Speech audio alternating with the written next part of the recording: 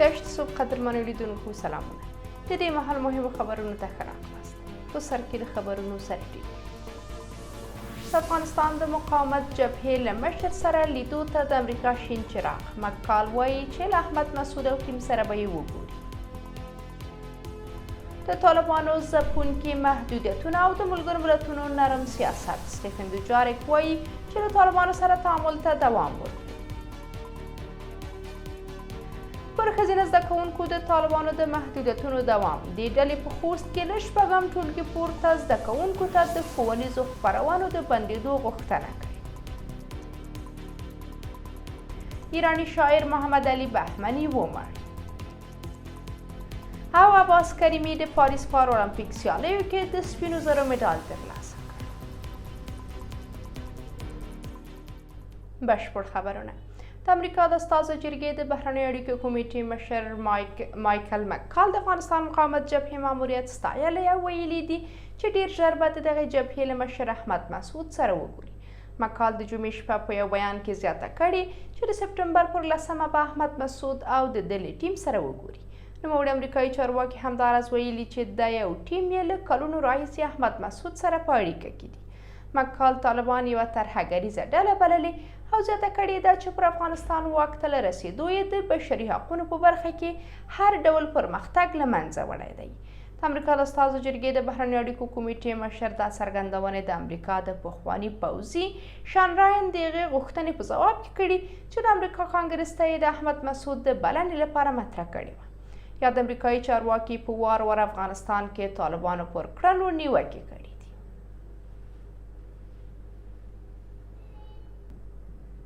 له یوناما سره د طالبانو د نه همکارۍ د وروستیو څرګندونو په دوام د ملګرو ملتونو ویان سټیفن دوجاریک وایي چې دا سازمان په افغانستان کې د دغې ډلې په ګډون له ټولو خواو سره تعامل ته دوام ورکوي.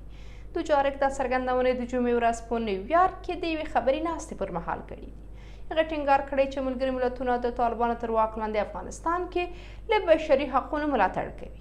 ملګرو ملتونو ویان په وینا دا سازمان به د امنیت شورا د حکم پر بنسټ په هیواد کې خپل کار ته دوام ورکوي. نوموړي یو ځل بیا له طالبانو غوښتي چې له نړیوالې ټولنې سره د ډیپلوماټیک تعامل لپاره نوې لارې پرانیزي. دا په داسې حال کې ده چې 2 ورځې مخکې د طالبانو امر بالمعروف او نهي عن المنکر وزارت ویلي چې نور په افغانستان کې د ملګرو ملتونو د مرستندویه پلاوي یا یوناما له دفتر سره همکاري نه کوي.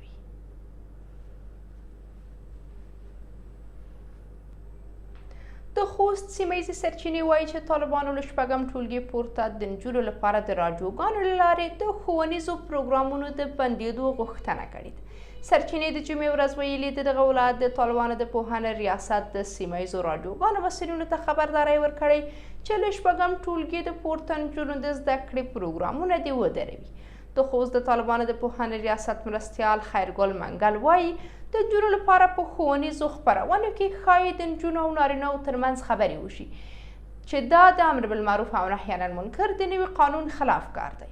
د سرچینو په وینا مکتب راډیو چې د نجونو لپاره ښوونیز پروګرامونه خپروي د طالبانو دا خبرداری ترلاسه کړی دی. سرچینې زیاتوي د راډیو په خوست، پکتیکا او پکتیا ولایتونو کې وروسته له هغې خپلې ښوونیزې خپرونې پیل کړي چې طالبانو په هیواد کې د نجونو پر زده کړو بندیز ولګاوه. سرچینې زیاتوي چې په دې ولایتونو کې زرګونه نجونو د دې راډیو له ښوونیزو پروګرامونو ګټه پورته کوله. د یادونې ده چې شاوخوا 5 میاشتې مخکې د خوست د طالبانو امنیه قومندانۍ د دغه ولایت د راډیوګانو له مسؤلینو غوښتي وو چې ښځو سره له هر ډول ټلیفوني اړیکې څخه ډډه وکړي.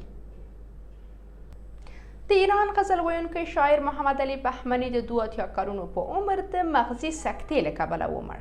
د هغه د وضعیت د څارنې مسؤل عباس سجادي ویلي چې نوموړی د جمعې شپه د ایران پلازمینه تهران په یو روغتون کې ژوند بایللی دی.